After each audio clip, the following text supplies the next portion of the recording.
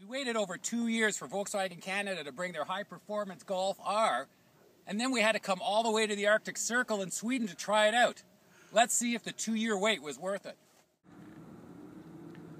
Getting a Volkswagen's European cold climate test track is an adventure in itself.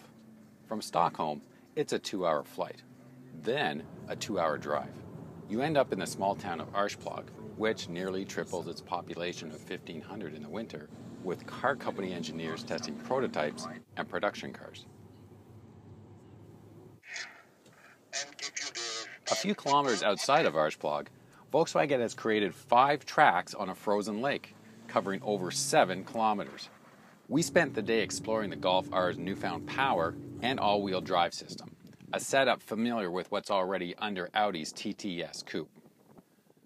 Under the guidance of Volkswagen's top-notch driving instructors, we journalists got to basically act like hooligans for the day, all under the guise of finding how much the new Golf R acts in these types of driving conditions most Canadians face about 1/3 of the year. Well, what did I find out? Well, when entering a corner on ice, the all-wheel drive R acts a lot like a front-wheel drive GTI.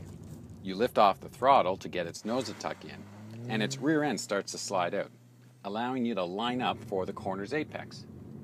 Then, squeeze the throttle gently, which sends the majority of the torque to the Volkswagen's rear wheels, and the Golf R powers out like a rear-wheel drive car.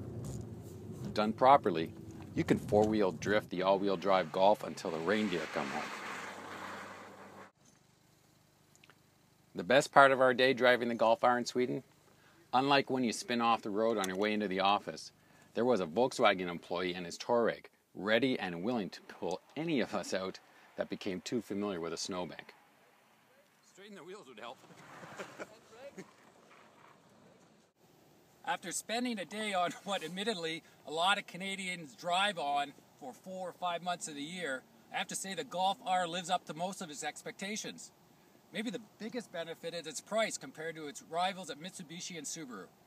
For the Toronto Star and Wheels.ca, I'm John LeBlanc.